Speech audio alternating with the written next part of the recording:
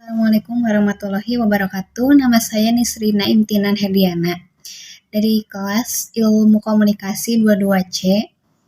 NIM saya 220208093 dari Prodi Ilmu Komunikasi. Saya di sini akan menjawab pertanyaan nomor 1. Periodisasi sejarah pendidikan Islam dapat dibagi 5 masa, yaitu pertama, masa pembinaan Islam dimulai sejak Muhammad SAW diangkat menjadi Rasul sampai wafatnya beliau.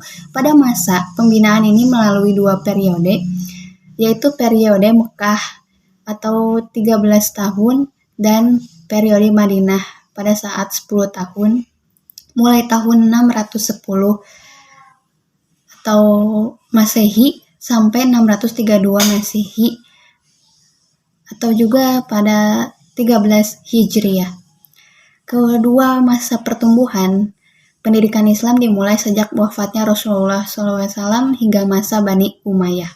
Masa ini terjadi 2 periode, yaitu periode Khulafaur Rasyidin pada tanggal 632 sampai 661 Masehi.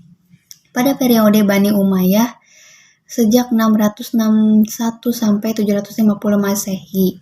Ketiga, masa kejayaan pendidikan Islam diawali sejak berdirinya Daulah Bani Abbasiyah sampai jatuhnya Baghdad pada tanggal 750 Masehi sampai 1250 Masehi.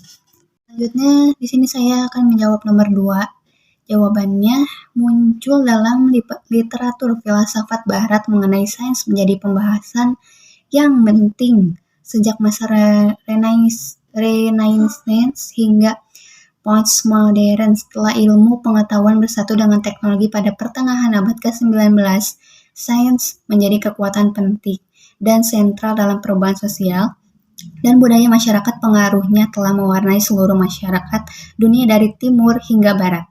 Efek dominan ini terpengaruh oleh model epistemologi yang berkembang, terutama aliran rasionalisme dan empirisme. Berdasarkan kritikan tersebut, Karl R. Popper menyatakan bahwa ilmu pengetahuan bukan semata-mata produk kesepakatan sosial.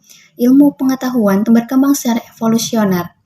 Perkembangan ilmu pengetahuan melalui subjek, peneliti, dan rumus perkembangan ilmu pengetahuan, yaitu problem atau masalah, juga ada teori tentatif, dan terakhir ada error eliminasi.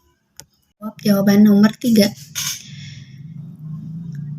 Penyatuan ilmu Islam dengan ilmu-ilmu lain sehingga ilmu tersebut tidak saling bertentangan dan dikotomis kaitannya dengan ayat-ayat kauliyah dan ayat-ayat kauniyah. Menjadi ilmu manajemen sebagai ilmu-ilmu baitul dalam pemahaman ilmu agama Islam, menjadi ilmu manajemen sebagai inspirasi dalam mengembangkan teori-teori baru dalam agama Islam, atau dengan menjadikan ilmu manajemen sebagai perspektif dalam kajian ilmu keislaman. Ilmu pengetahuan sesungguhnya berperan dalam menghidupkan hati dari kebodohan, menyinari mata dari kegagalan, dan menguatkan tubuh yang lemah. Dengan ilmu pula Tuhan ditaati dan disembah.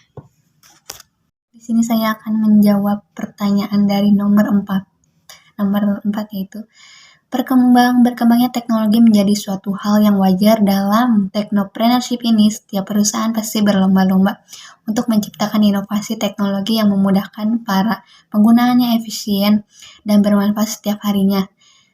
Memiliki keahlian dalam melakukan startup, penyerapan teknologi, sumber daya manusia, persaingan, inovasi produk, inovasi proses, lalu ada pertumbuhan yang tinggi, penerimaan dari pasar secara internasional, dan kemampuan mengelola resiko terhadap modal. Baik, sekian dari saya. Wassalamualaikum warahmatullahi wabarakatuh.